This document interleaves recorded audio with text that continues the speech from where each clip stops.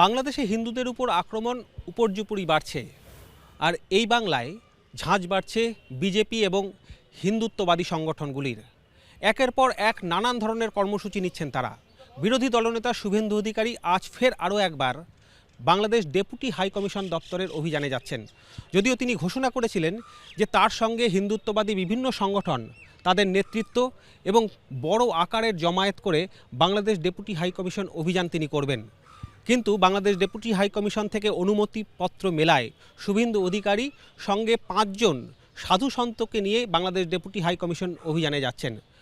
সেইখান থেকে তিনি জবাব চাইবেন যে আগামী দিনে বাংলাদেশে হিন্দু নিধনযজ্ঞ যা চলছে তা নিয়ে এখনও পর্যন্ত বাংলাদেশ কী ধরনের সদর্থক পদক্ষেপ নিয়েছে এবং আগামী দিনে কী ধরনের কর্মসূচি তারা নিতে চলেছেন সেই সংক্রান্ত যাবতীয় তথ্য তিনি বাংলাদেশ ডেপুটি হাই কমিশনের কাছ থেকে জানতে চাইবেন এবং সেই তথ্য নিয়ে পরবর্তীতে আগামী দিনের কর্মসূচি স্থির করবেন তিনি।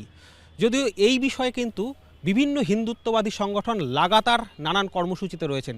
এর আগে আমরা দেখেছি যে সীমান্ত এলাকায়, ভারত বাংলাদেশ সীমান্ত এলাকায় বিভিন্ন জায়গায় বিক্ষোভ অবরোধ কর্মসূচি হয়েছে।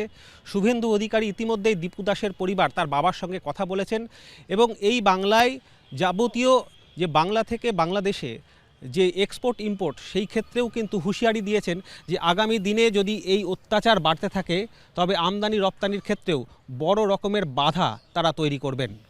জি24 ঘন্টার জন্য ক্যামেরায় বুবাইয়ের সঙ্গে কমলাক্ষ ভট্টাচার্য, কলকাতা।